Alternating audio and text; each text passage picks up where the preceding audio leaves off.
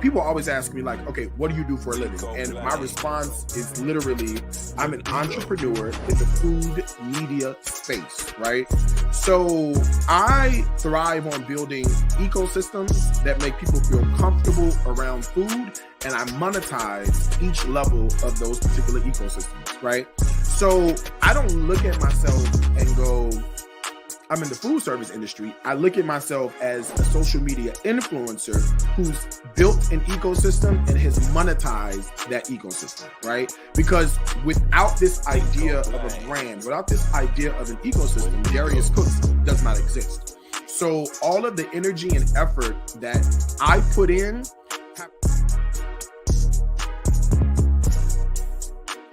look at somebody else's page, get inspired. Don't, and get your ideas. I'm not even gonna say don't copy, because that's why we're here. We're here to inspire you, to make you want to take what we did and make it better, right? That's what we're here for.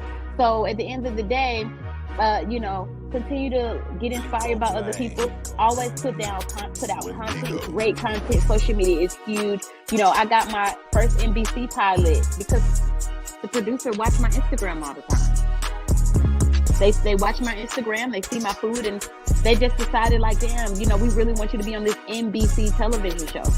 Because you looked at my Instagram, because I was consistent, because the color looks great. Stop putting up these fucking pictures of this food where the camera is fuzzy, it's moving. Be intentional. You know what I'm saying? Like, be intentional. If you're gonna do it, do it. That's all I'm saying. I'm not judging. But if you're gonna do it, if you're gonna do a video, let it be crisp, let it be clean. Let you walk into it. I can cook what I want to cook. I don't really have a budget for food. I can cook what I want, how I want. The people that I'm working with, they love me, and I'm making good money, and my name is out there a little bit, And man, I just look at it and I'm like, damn, I have finally won the damn lottery. You know what I mean? And wow. And just like you put that dollar and you pay that. You have a rate, and then there's your food costs, and then also within those food costs, you need to put your rate, and you need to put the rate for your team, because that's prep work. But this isn't taught. And how I learned was I worked for a caterer who was ran by somebody who did not look like me, and my friend was the one who put me on because she was a receptionist. She was like, "Let me show you our invoices. Let me show you how we do it." I was like, "Oh, that's why I'm broke." Great. Thank you. But it's not taught. And also there just has to be a mind. I understand. You have to understand where you're coming from. We have been struggling, and that's generally how it is, because the financing isn't there.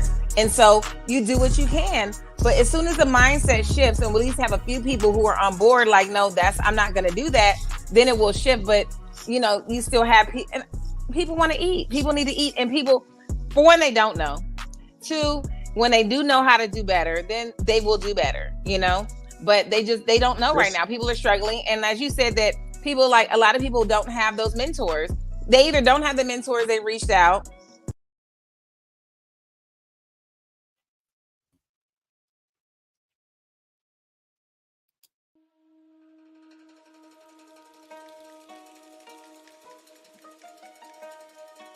Boom. What up, everybody? It's me, your boy, Chef Jay Ponder in the building, Chefpreneur Academy founder, and it's another Tuesday. And every Tuesday, we're going to tap in, spit some game about the industry, bring on some really, really key people, making some moves in the industry, man. I mean, food service beyond, when it comes to branding, marketing, promotion, all that good stuff. That's the point of the show. We'll relax, kick back, have a conversation. And today, I decided to mix it up a little bit. I said, you know what? Having a chef on here is really cool. What if we had somebody who helped build things such as dope websites? Taking a person from 0 to 100 quick. This is the area that a lot of chefs struggle in. Also is like finding the right connection, the right management. You might even heard of chefs having managers, but at a certain level, as a chef, as an entrepreneur, as a business owner, as a chef, you definitely should look into having some type of management or assistance or something to help you to the next level. And tonight I have a person on here who's been intricate and most of our development when it comes to chefing. We built a lot of great things together already. We made a lot of money too. And we back at it, man. Doing great things. So everything you about to see come out, Chef J Partner rolling out in 2024 and beyond. This person is a key person that's helping me do this. And she's usually behind the scenes. So I was surprised when she wanted to come to the forefront today, but she's usually behind the scenes making it happen. Kind of like the wizard behind the curtain. But today she's here live with me, and I'm excited to have her on here. Let me cue this up real quick. We're going to end right. Do it justice. Here we go. Miss Stepwood, coach, motivation, talking. She gave me my cue to actually start doing my love motivation thing. Like I was listening to Eric Thomas and everybody already, but when I saw her elevate her game, so let me step my game up a little bit. And she gave me some motivation to get my stuff going, man. So she's great people, great person, bringing to the stage the one, the only Miss Stephanie Wood. What's going on? Welcome. How you feeling? What is up, my friend? It is so good to see you. Hey, I feel like I see you all the time. So often. So listen, I was just telling people like you got to have somebody in your corner, especially in certain industries, certain facets, to help get you to the next level. Yeah. Tell the people who you are and what you do, what you have done, what you got going on. Right. Well, I'm Steph Wood. Everyone calls me Steph Wood. I can tell you the story about how I got that name a little later. But yeah, right now I'm currently full-time as the director of marketing and special events for the Boys and Girls Clubs on the Virginia Peninsula. And, you know, I always have time to help my friends out. And, you know, Chef and I've been working together on and off for, 10 years, I think it feels like. And, you know, primarily my career has been about building and managing profitable brands. And that's what I do. I like to be in the background. I like to see other people achieve their dreams. It's a huge passion of mine. I'm well in my purpose working with the Boys and Girls Clubs, and it's hugely rewarding, but always finding a way to elevate others, and typically just really wanting to do for the people that nobody wants to do for, and do it exceptionally. So that's what I do. And I fly under the radar. You're not going to find a whole lot of information about me just because I've primarily worked my entire career off a referral. And I think that's how we met, was off a referral. And, you know, I want to put people up. So that's what I do. I put people up. So now, how long have you been doing this? Like 22 years. Wow. Wow. Yeah. That's a very short time. Long way to go. But thank you. I hope so. God willing. What are some if I'm not jumping the gun, like who's the people you've worked with before? Like what are some industries you've worked with and people you've worked with before? There's not an industry I haven't worked in. Wow. I feel like my entire career has been by mistake. What do you mean by that? Well, I just mean by like taking opportunities that came my way, even if they weren't for me, they were for someone else. I just felt like God had placed me and aligned me with people throughout my career. I've worked with basketball clinicians. I've worked with professional athletes, musicians, celebrity chefs, actors, authors, business owners, a lot of startups. And primarily my work has been in the minority sector. So like I was messing with Black folk before it was cool to mess with Black folk. You know what I'm saying? Right. Back then. Back then when like nobody thought it was cool, like I felt a calling, and really my niche found me. So primarily I've worked in minority businesses, lifting up, Black owned businesses, female-owned businesses, but I've literally worked in every sector: gyms, restaurants, brands, merch brands, motivational speaking brands. I built $3 million companies before I turned 35. Wow. So I just feel really blessed to have been aligned and like in a situation where people trusted me, and I was able to help them make their dreams come true, and in return, make a good living. And listen, I can vouch for what she's saying, y'all. Like, we first got our hands on some stuff with the chefpreneur. She's the reason why we're here. Okay, Chefpreneur Academy was like an overnight, literally an overnight situation, and it came to fruition. And she helped me get it off the ground, and we did a lot of great things with the U.S. military, which we're looking to do some great things with them going forward as well. So I truly can bear witness to your work. Great work. Love what you do. Now, well, to be honest, Chef, like no one is anyone without someone. So like Exactly. You can be a great manager, you can be a great marketer, but if you don't have a good product, like you're not going to be successful. So I really attribute our success to your willingness to like believe. You had to really get out of your comfort zone multiple times throughout your like your ability to do that.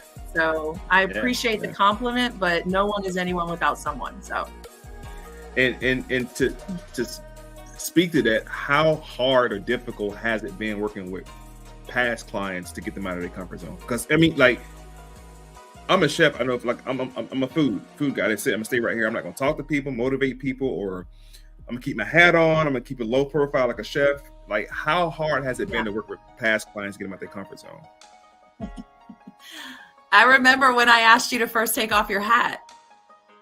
Like, that was, I feel like, the first step in like pulling you out of the kitchen almost. I was like, take the hat off, my man. Like, you got this great hair. Like, and honestly, to answer your question, I feel like because I'm so willing to get out of my comfort zone and because I live a fearless, determined life, that I feel like it's easy for people that I work with to do the same thing. And like you said, it's easier to be on your journey when someone's walking alongside of you. And I truly, in my heart, believe in the people that I work for. But the hardest part was not even getting them out of their comfort zone. The hardest part was, and the hardest part remains, being valuable to them. Because I don't mess with people that suck, you know? So like you get a great client who has all of the tools and all of the gifts inside of them. So then ultimately they at one point don't really need you. So people look at my career and be like, wow, you stayed with them and then you've left them. Well, that was that's what's supposed to happen. Like, to be honest, great managers are supposed to, and great teachers and coaches, they're supposed to lead their people to manage their stuff and to build and to be self-sufficient. So that's when it's always my cue. I get referred out, and then I'm like, hey, listen, you're good. Like, you know all the things that you need to know. So you're on your way. Now, this is one of your sites. What's it called? What's in your juice? Yes. Tell us about this. Is it a health drink? Is it an opportunity? What is it? Yes.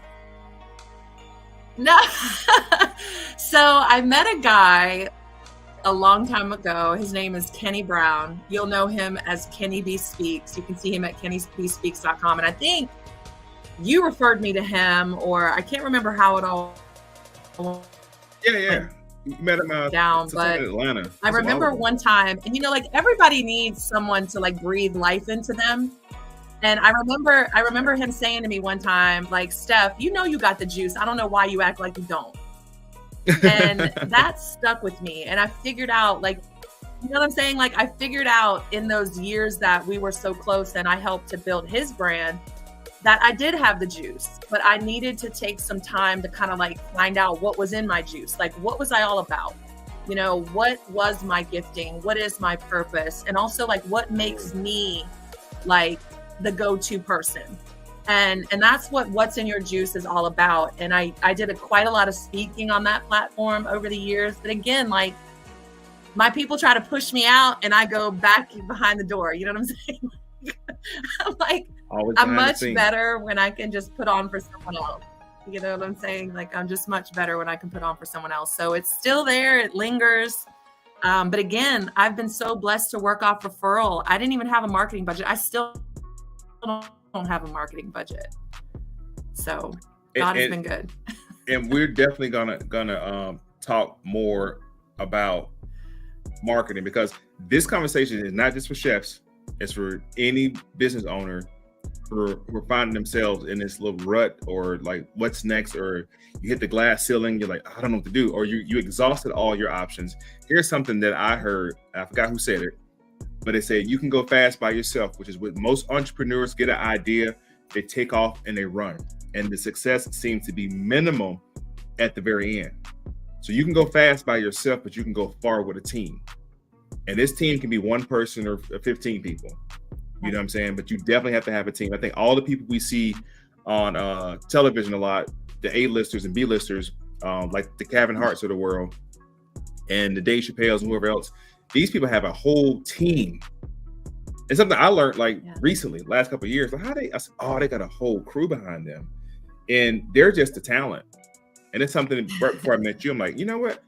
I want to be the talent for once. I don't want to be the thinking and the invoicing and all that stuff. And a lot of entrepreneurs that I know personally, they get caught up in the rat race, trying to compete with other people and, with themselves, but they get burnt out real quick. So I would suggest to anybody, if you're having troubles with your brand or developing your brand or developing an idea, to strongly consider a service like this. Okay. And there are different avenues of getting it done. This says right here, build your brand. Why is building your brand so important? And what is a brand? Some people don't know what a brand is. Why is it important to build a brand? Well, in our world nowadays, what is a brand? Well, you are your brand. So you better take a deep dive in understanding who you are and what makes you.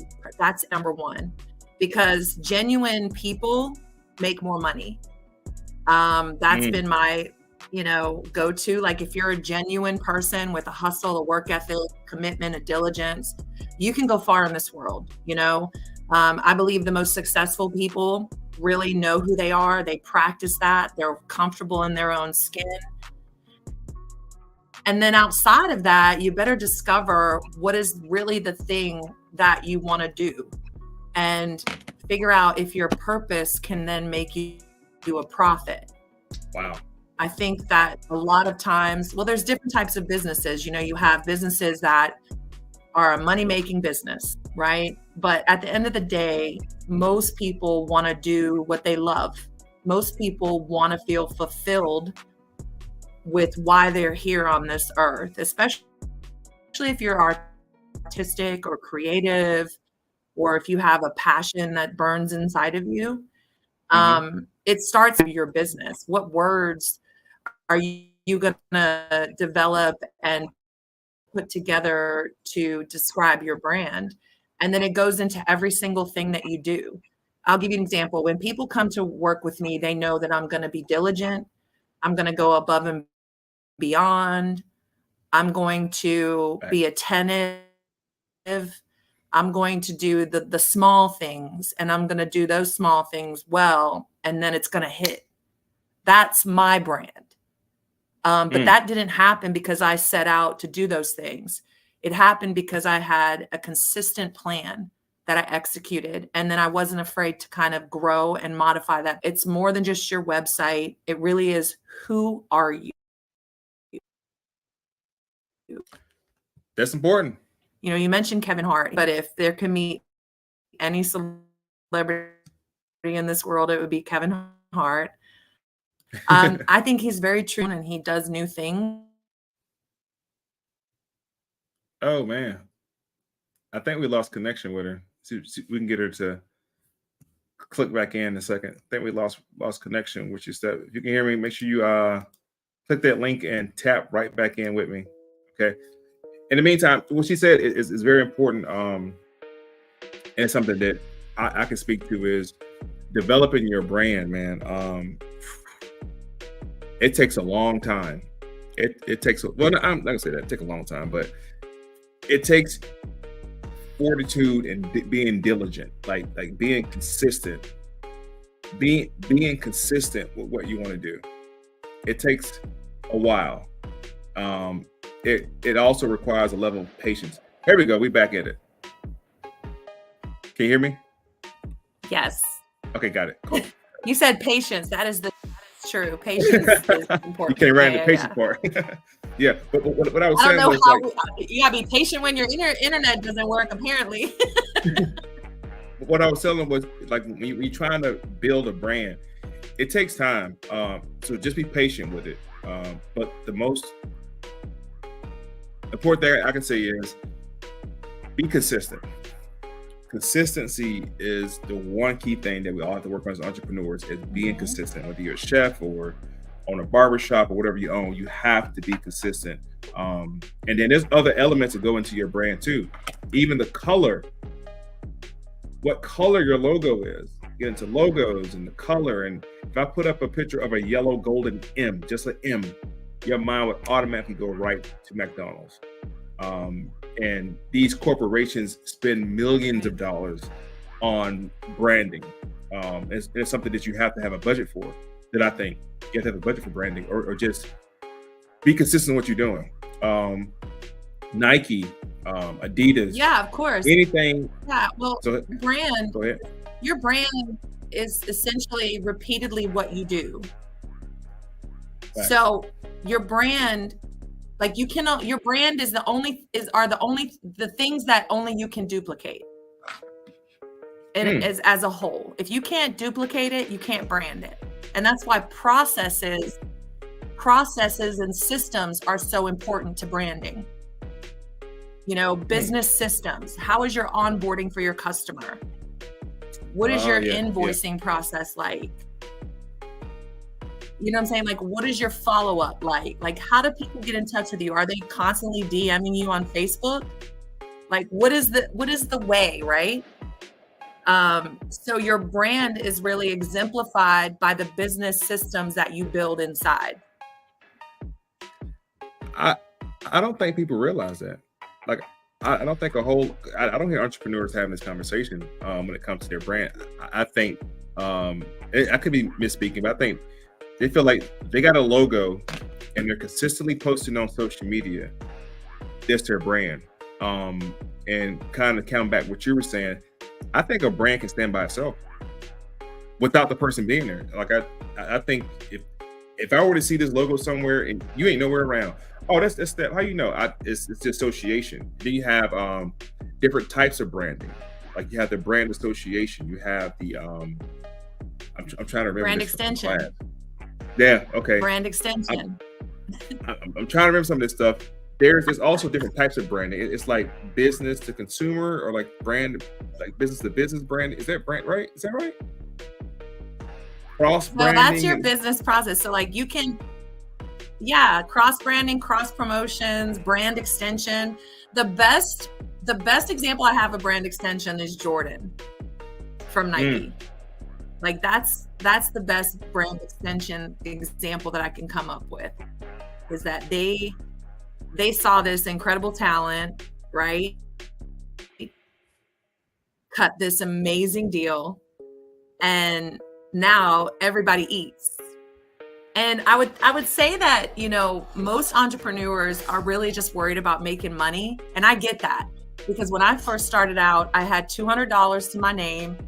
I had just left a crazy relationship and I was out on my own. I was working at a restaurant trying to make enough money to really launch my company, right?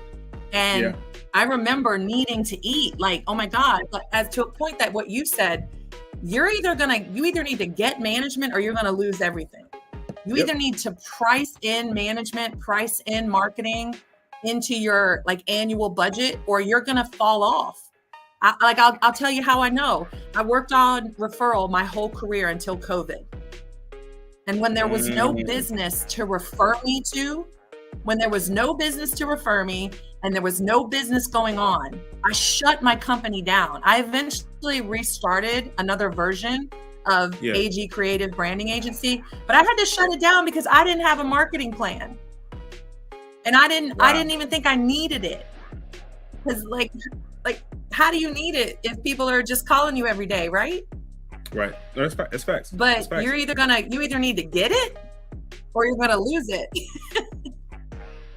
Now, did COVID directly affect your business? Because you're pretty a personable person when it comes to your clients and how you do business. How bad did COVID affect your business model? Yeah. It killed it. It literally killed it, and it killed it quick. And I'll tell you this, another thing about entrepreneurs, sometimes they can be temperamental. They can be scared, you know, and you can be under a contract. Like you can be under a contract. You can be worked for a company. Like I know brands that I'd worked for 10 years, gotten them hundreds and hundreds of thousands of dollars. But as soon as COVID came and the fear hit them, it was like they couldn't wait to get rid of me. Wow. And that's okay. I don't take that personal, right? Right. But when they came back, when COVID was better, everything was triple. You know what I'm saying? Today's price is not tomorrow's price. No love. Back then you didn't want me. And what do I always tell you about your rate? Once somebody pays it, that's your new price. What have I always told you about your rate? Once somebody pays it, that's your new rate. Period. Right. And you know, I remember That's your new price. I remember telling somebody that same thing because they wasn't really chefs don't know really what to charge when it comes to their fees. I said, well, listen, you throw a number out there. The first person to pay their price, that's your new price. And you don't deviate, you don't go down, you don't back down. But you have to deliver at that price rate though. Like you can say $1 million if you want, you got to have $1 million type of work ethic. So absolutely right. Now you also have, with more money comes more expectation. Higher expectation. I'm trying to tell you. Now you have what's your juice, but higher expectation. To me, the crown jewel, in my opinion, is this right here. So you do branding and you do marketing. What is the difference between marketing and branding? Yes. People need to know. Branding is making something to sell. You know, branding is developing a product. It's you're preparing it for market. And what I mean by market, I don't mean supermarket. You know, I mean, you're preparing it to go to market. You're preparing it to sell on the market, right? And the market be whatever field you're in, right? Right. The marketing is legitimately telling your story so people will buy from you. And there's a lot of components into marketing. There's promotional stuff, which you'll find people buy promotional items like Chef, like you have knives and stuff like that. All those are promotional items that you're selling. So that's a way to market, right? And then there's there's relevant media content. And I think people really need to hear this part.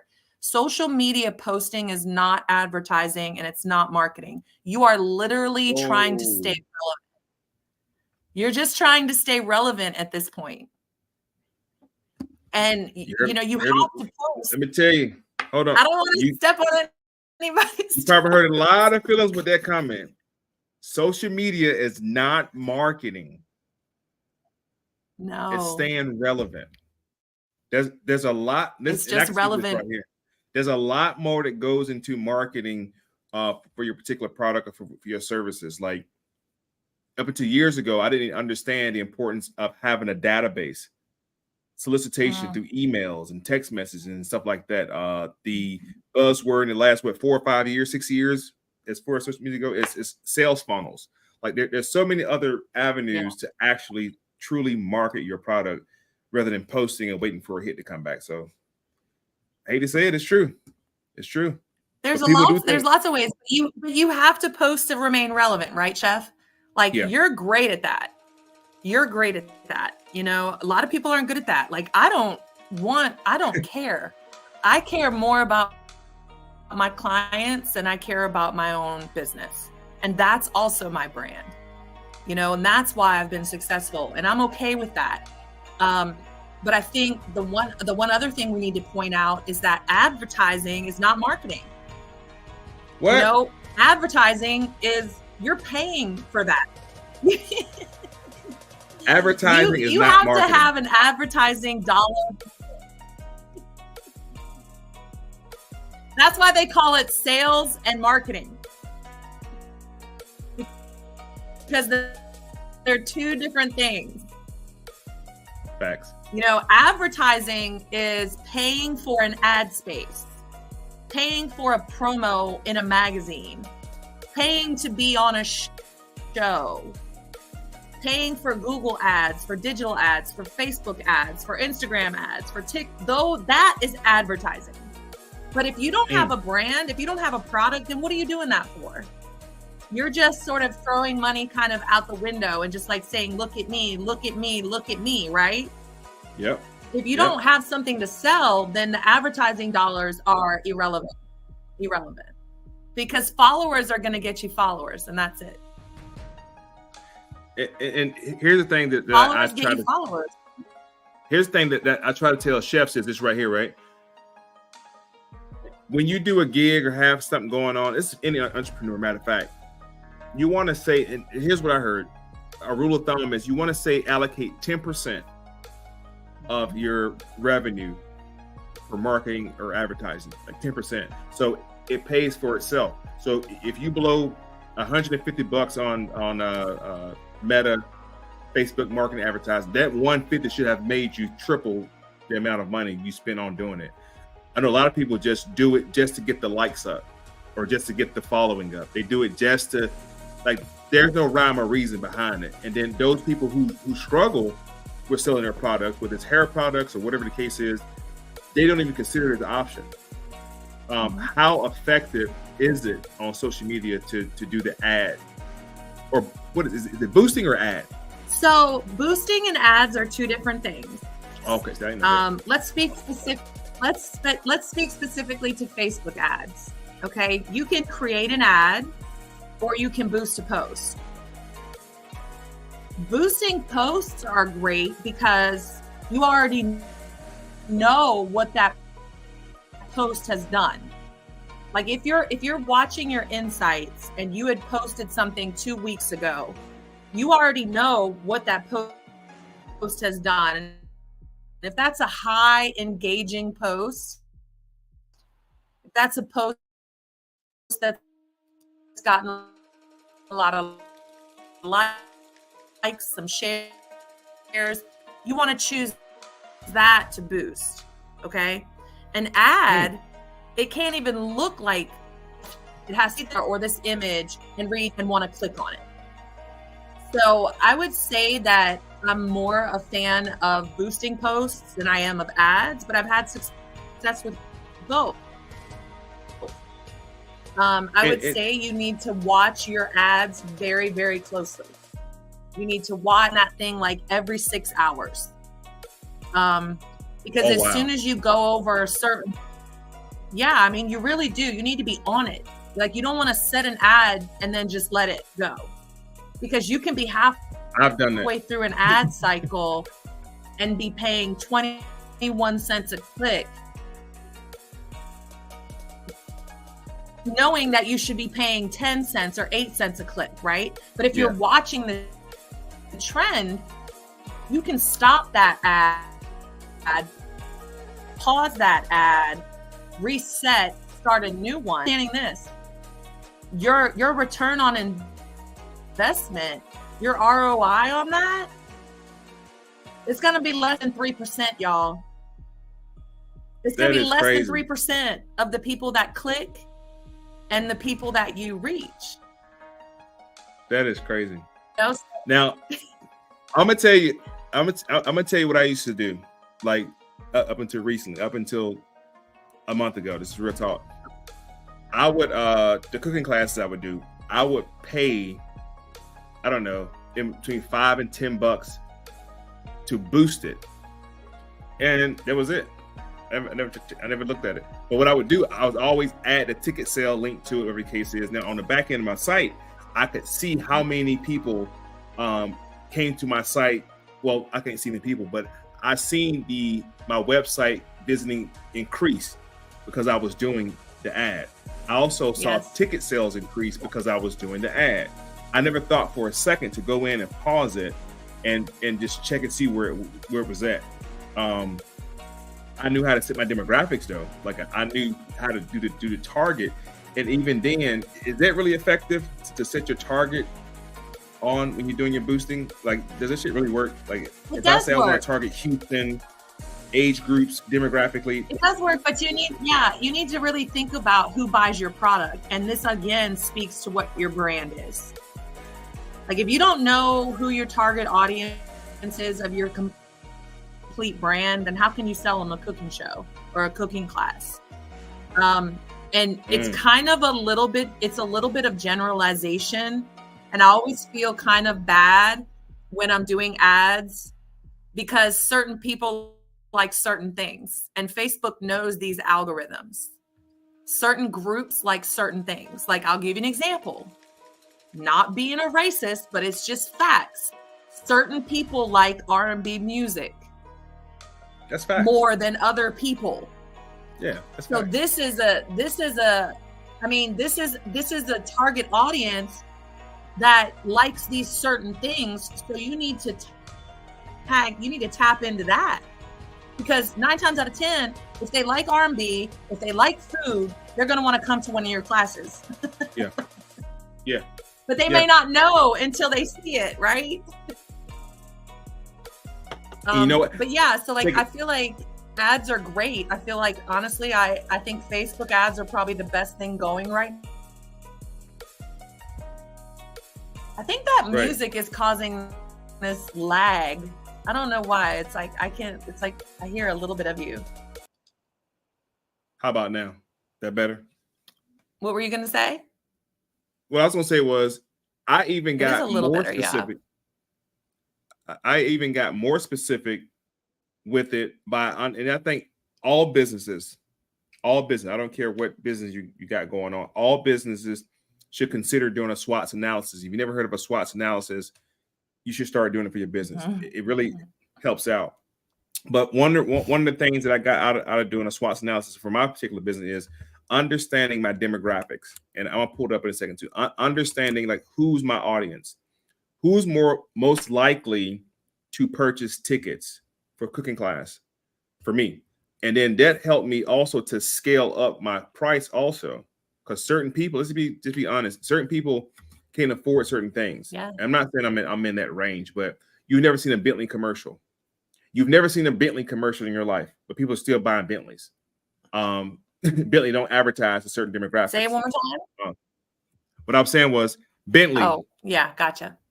Yeah. You've never seen a Bentley commercial. You see Honda commercials and Audi commercials, but you've never seen a Bentley commercial because Bentley understand who its target market is and who they're advertising to directly.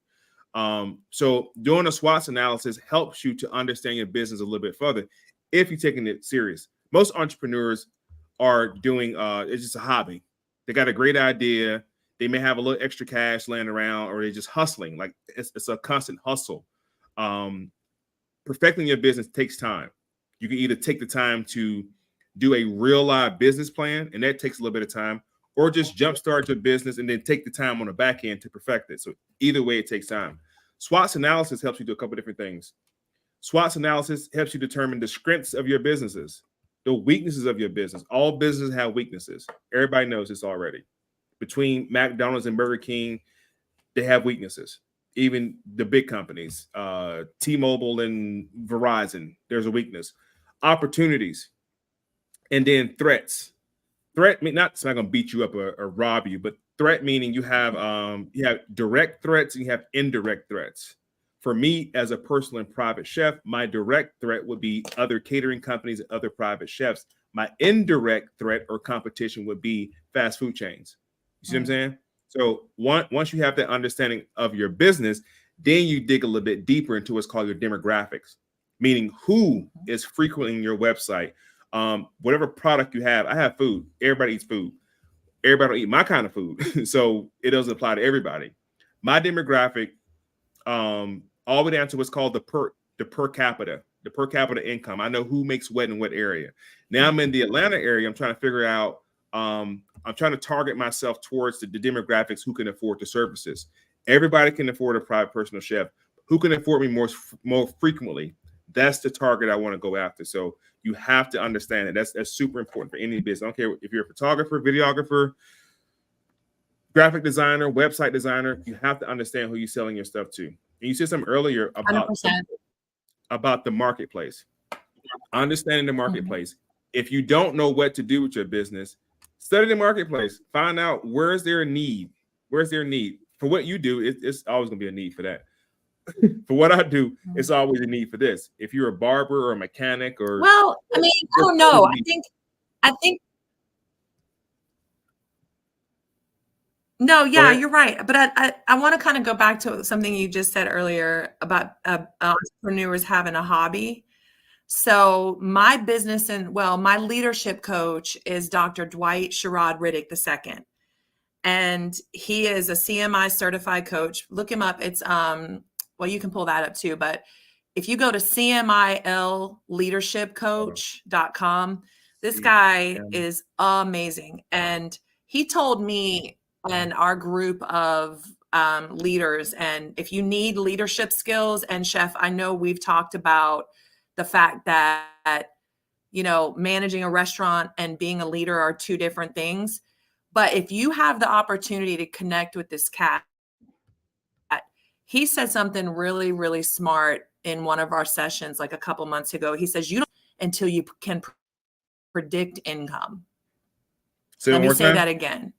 You don't have a business until you can predict. You don't have a business until you can predict income.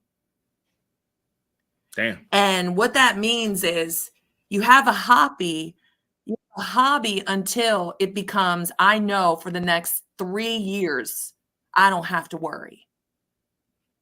All of my income is predicted. And he was right. You know, that is a statement, because like you can have a business, but it really is a hobby until you're someone that people can't do without. So he said that to us, and that really stuck with me because I've been in those shoes and I've been in that space where I had that. And then I've also been in that space where I was in a rebuilding phase. To your point about marketing, websites and stuff like this, I think the thing that stays me in business and keeps people coming back to me is my ideation and my work ethic. There's a lot of people out here that do what I do. Hell, Chef, you do half of what I do now just by being evolved, right? Just by having evolved. You have evolved as a business owner since the very first day we talked, right? And so like, it's not really what you're doing, it's who's doing it. And it's the personal relationships that you build. Everybody screams automation, automation, automation. I promise y'all that pendulum is going to swing back to personal interaction. Yeah. And it's going to stay and remain about, okay, you know what I'm saying? You feel what I'm saying? Like people are going to still long for that. Just like we still long for wanting people to pump our gas. Remember the days? Yep. It's a matter of convenience. That now a lot of restaurants are actually getting away from the person-to-person contact with the kiosks and stuff like that. Hell, a lot of businesses are doing it now. A lot of businesses are trying it out. But like you said, I think it's me personally. Maybe it's the age variance too, because the younger generation don't really care for that type of contact. In my age, I want to talk to a person. Like I hate the automatic thing on the phone. Like give me a human being to talk to. Give me a person to talk to. You know what I'm saying? So I think that demand will come back at some point in the marketplace. But as of right now, well, it has to. I mean, it has to. It's just like fads and trends. That's why that's why like jeans go through phases where they're popular. Sometimes you have the baggy jeans. Sometimes you have the holy jeans. That flips, and now you have bell bottoms again coming back. Humankind does not change. It just evolves. So these young people who are, these young people who are thinking, oh, well, I don't care about service. Wait till their order gets messed up 10 times. They're going to turn into a regular old man human. Tell me I'm lying. Humankind doesn't change. Like they're still going to get mad and want that personal service, right? So then there's going to become a demand for it. And we all know about supply and demand. Yep. For sure. So I too said.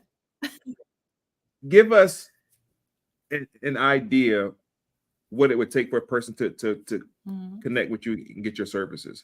Because I'm pretty sure at this point somebody's like, damn, well, I could definitely use some help in the area of branding. Is it just an email? I hate it for him. I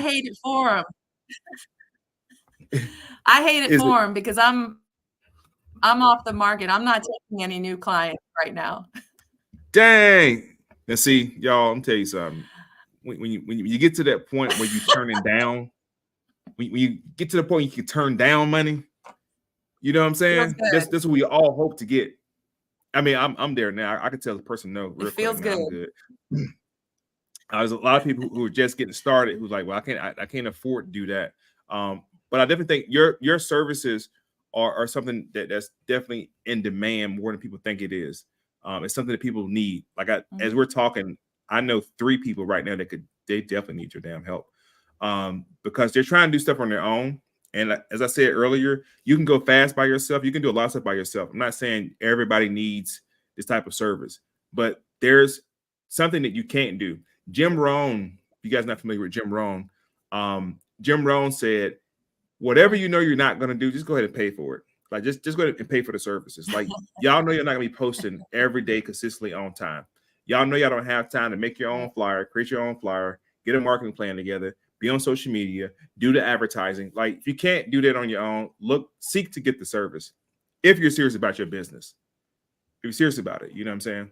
So we seen who got the juice. I think go ahead. What's in your juice? What's in your juice? I mean, I think, okay, here's the thing I wouldn't turn down. I wouldn't turn down any speaking engagements. And you may see me in the next month or two do like a brainstorm workshop and do some small seminars or something like that. But as far as being like on hands for clients, I'm done with that. You know, I have evolved. I have a very, very small group. And I'll be honest, my work, and this is crazy because I took a job. Like I wanted to move back to Virginia and I was like, you know what? I think I want a job. I think I want to be a part of a team versus having to lead all the things. And you couldn't be more right by the team that I have with the Boys and Girls Club of the Virginia Peninsula, because we are moving further as a group than I have been able, further and faster than I've been able to move on my own since I've been there. So I agree with that. Now, will I do some one-offs here, maybe one-offs there? For sure. Am I always going to be here for my friends? 100%. But in the way of like, I used to have 27 clients at a time. That's a lot. Like, that's crazy. That's crazy. All I can think of is like 27 different personalities. Oh, yeah. Jeez. And you're the go-to. You're the go-to for every single one of them. Every single one I treated as if they were the only one. So it was incredibly challenging. Yeah. It was incredibly challenging. Not a lot of sleep. You know, traveled a lot. You know, just a lot. And you really take on, I mean, at least I did. I took them on into my life. Right. I took them on into my heart. And again, because a lot of my work was about seeing disenfranchised people, minority people finally win. And, you know, do that is because I came from the foster care system. And I know that people underestimated me my whole life. And I can never pretend to know what it's like to be a Black woman or a Black man in America, but I certainly know what it's like to not look like my parents and to be different because of that. So like, I really wanted them to succeed. Like I would have done anything. But I'm 47 years old, Chef. Like I'm 47 years old. You're still young. I'm tired. Oh yeah, now that that part I do agree. That part I do agree. Which begs to the people that are watching, like, whatever y'all been doing, if you've been doing it for a long time, you look up, see you in the same spot or having, moving inches. This type of service, I promise you, will help. Man, I'm telling you. You sit down, kind of go over where you are and go over where you want to be. Having somebody to help to structure your ideas, because that's one of the burdens of being such a creative person. Like, we have an idea every fucking 5 seconds. It's a new idea every 5 seconds, and it's a great idea. At least in our mind, it's a great idea every 5 seconds that we have, right? And you find yourself stretched thin on expounded energy to this idea, that idea, this idea. This year, I said, I'm gonna do one thing. Oh boy, it's so hard. It's so hard to do one thing, especially when you're a very creative person and you can get it done. But focusing on one thing at a time, y'all, you move a lot quicker. I promise you that. And then not even moving quicker, that one thing, you're able to set it up in such a way where it's automated. Then go to the next thing. And this one thing helps to open the doors for the other 4 or 5 ideas you have also. So a lot of entrepreneurs I see also get caught up in the rat race of understanding they're trying to do 4 or 5 different things at one time. They're trying to open this up, this shop, and they're just ideas.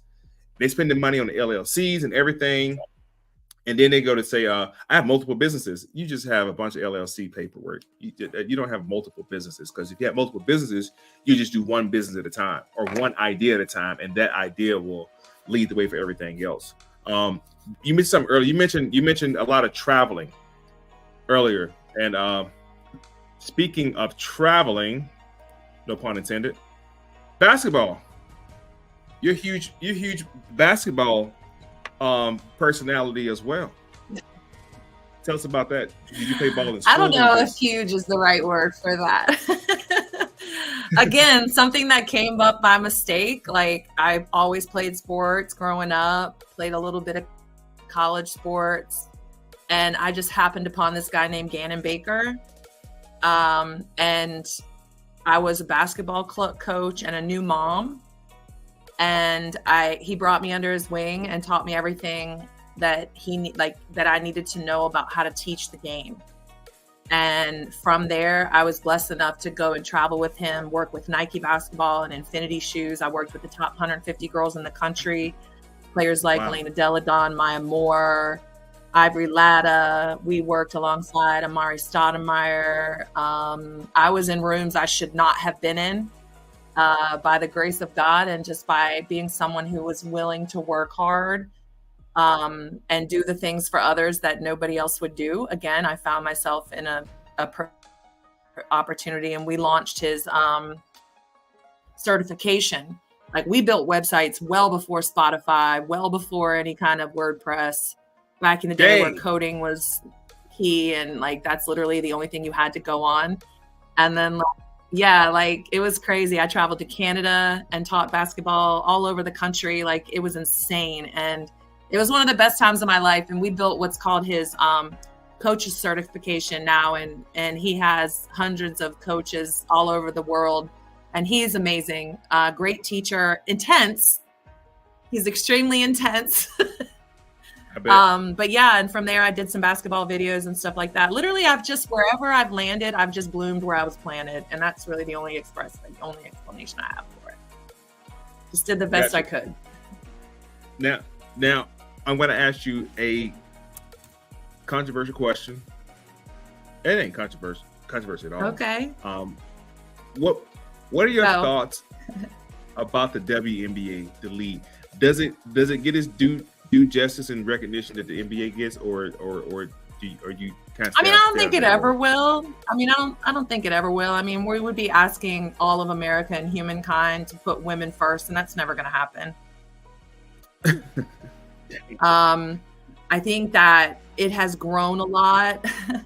I think it has grown a lot, and I think that it has done so much this past year, what with the emergence of Caitlin Clark and players like Angel Reese and all these amazing players coming out and entering the draft. And I love it that, the men's game has started to pay attention, but let's just be honest and call it for what it is. They're paying attention because there's promotional dollars behind it, and men are starting to put money into the league, and that's great for them.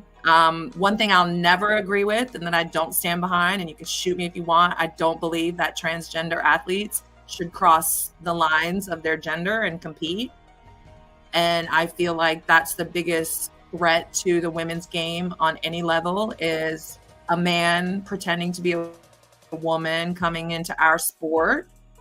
I think another big threat to our game is that there's not enough female leaders and not enough females running the show, just the same as there's not enough Black men running the show in the NBA and running the show in the NFL. Like, where there's representation, there can be climax. If there's not representation, then there can't be acceleration. So I just feel like, you know, sport is what it is. And I think that we should start doing like play-by-plays of people doing surgeries. You know what I mean? Because that's where the real heroes are. I'm just saying. All heroes don't wear capes. That's what's up. Exactly. And they don't wear basketball shoes either. But to say all that, I'm a huge sports fan. My favorite thing to do on a weekend night is wings, beer, and watch games. So it's okay. That's what's up. Nothing wrong with it at all. People, ladies and gentlemen, we got Miss Step Wood. Listen, man. Well, she can take no more customers. I mean, no more clients this year. I also learned that word too. Let me clear the air real quick. I learned to don't call them customers. No. Call them clients. Don't call them employees. And you're gonna Chef, you're gonna have to quickly learn the word no. Okay, because the way your career is going and this new relaunch you have coming up, let me interview you real quick, sir. You've got a new show coming out. And I know we're not allowed to talk about it yet, but blah, blah. I know you got a new show coming out, Supermarket Stakeout on Food Network. I'm so excited about it for you. You've got the Chefpreneur Academy. You've got the contracts going. You've got your new cookbook. Hey, listen, y'all see the new cookbook? It's called Supper. For sure. And you have a potential to go overseas with Hulu. So I want everyone to be praying and putting good juice in the air for Chef for that, because that would be amazing. But yeah, you're gonna have to start learning the word no soon, sir.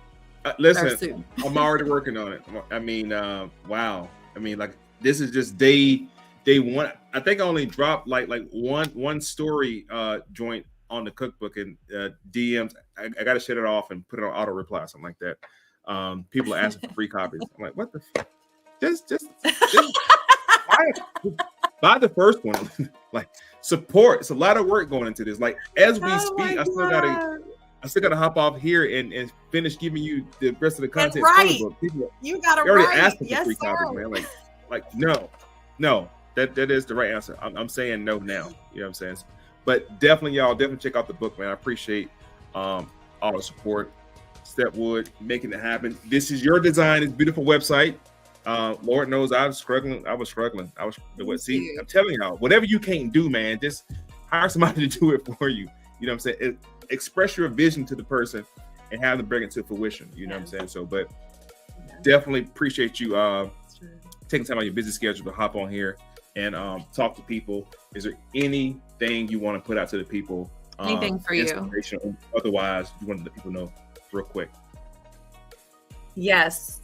I want to share with you my secret to idea filtering. Okay. People have told me my whole life that I have weed brain. And I think that alludes to the fact that, like, I go off in these creative spaces and, like, the next thing I know, I'm staying up all night, writing a business plan, writing a book, I don't know, launching whatever. Right. And these friends of mine or associates call that weed brain, right? Like, it's just a filter. It's a constant. I would like to call it a download from, like, spiritual download. Like, you need your downloads are coming in. But my trick to that, and it's been my trick for 17 years, is this hardbound notebook. It's a Cambridge notebook. I have literally been using the same notebook and the same type of pen for almost 18 years. And every single day I make a list. And even if I didn't finish the entire list, I make a list. Okay. And I check off the things that I need to have done, right? Because writing makes it plain.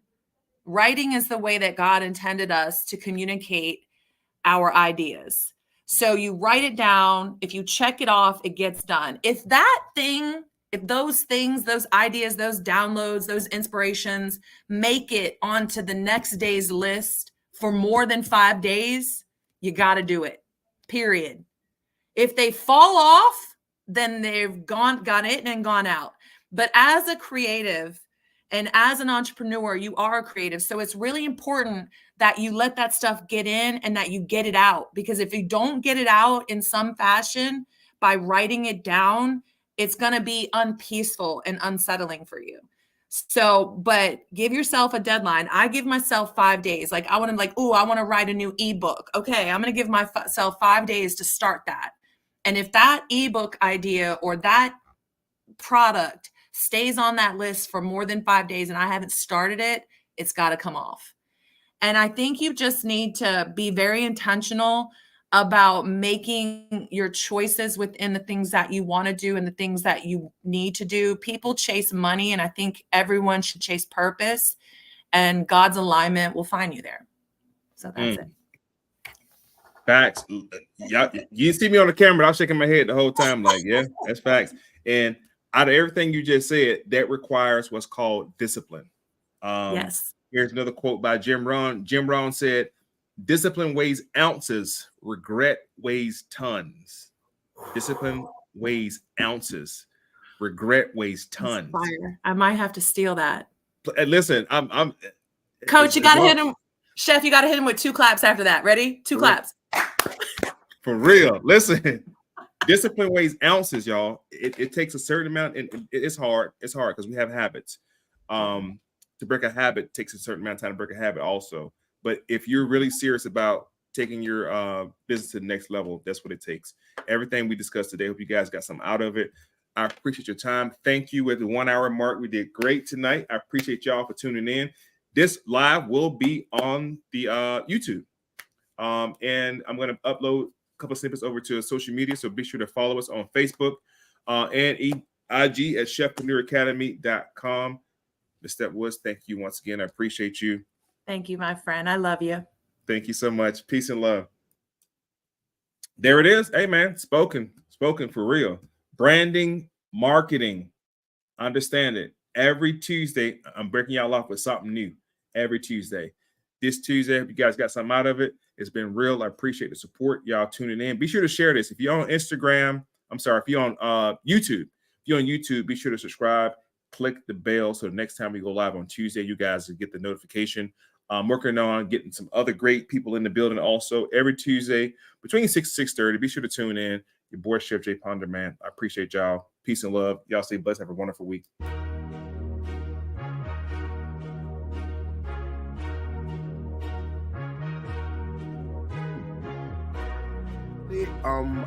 People always ask me, like, okay, what do you do for a living? And my response is literally, I'm an entrepreneur.